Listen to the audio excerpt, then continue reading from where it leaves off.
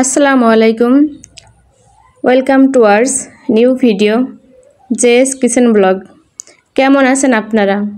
আমিও আলহামদুলিল্লাহ অনেক ভালো আছি।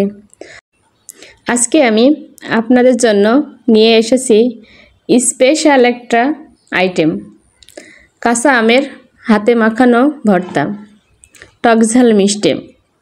এটা খেতে কিন্তু খুবই দুর্দান্ত। আমরা আমগুলো পাশের বাসার একজনের গাছ থেকে পেড়ে নিয়েছি। আম গাছের মালিক বাদে আমরা কিন্তু অনেকেই উপস্থিত ছিলাম, কিন্তু তার মানে এই নয় যে আমরা আমগুলো চুরি করে এনেছি। আমগুলো কিন্তু প্রচণ্ড টক।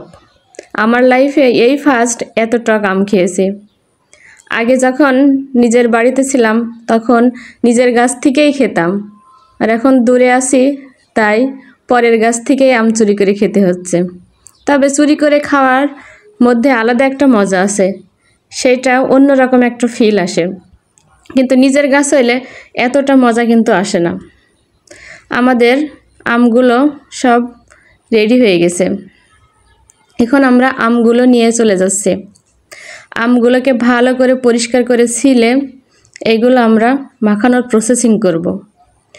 আমরা 5টা আম নিয়ে নিয়েছি মাখানোর জন্য। আমাদের আপা আমগুলো ভালো করে ছিলে নিচ্ছে। সেই এই নতুন আইটেমের আম মাখানো আমাদের খাওয়াবে।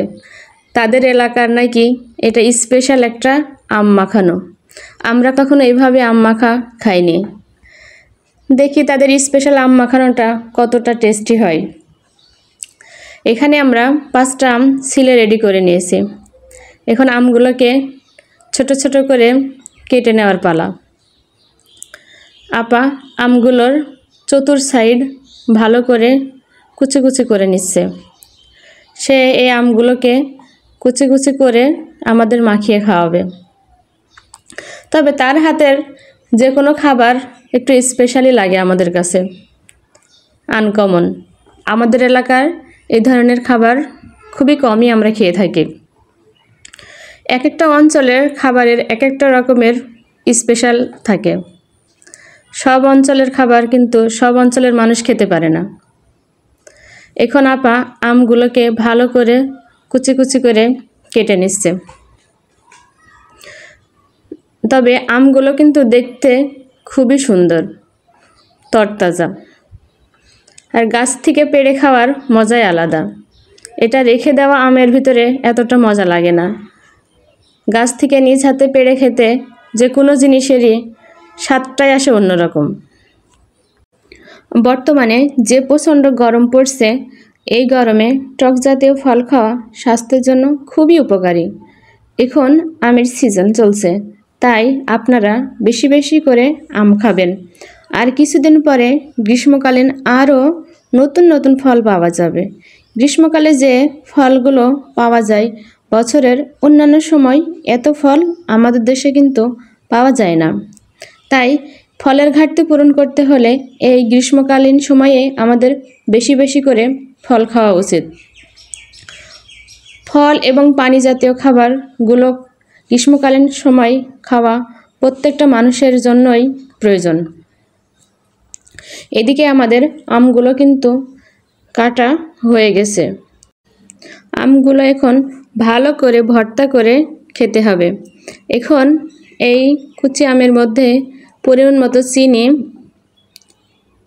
এবং তার সাথে দিয়ে দেওয়া হচ্ছে লবণ পরিমাণ মতো এবং কয়েকটা কাঁচামরিচ আপা নিজ হাত দিয়ে ভেঙে নিচ্ছে।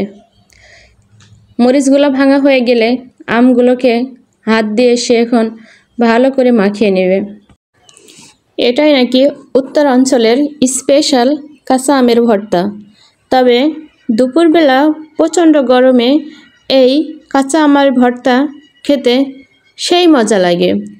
আমগুলোকে যত ভালো করে মাখানো যাবে, আমের স্বাদটাও ঠিক ততটাই স্বাদ ফিরে আসবে।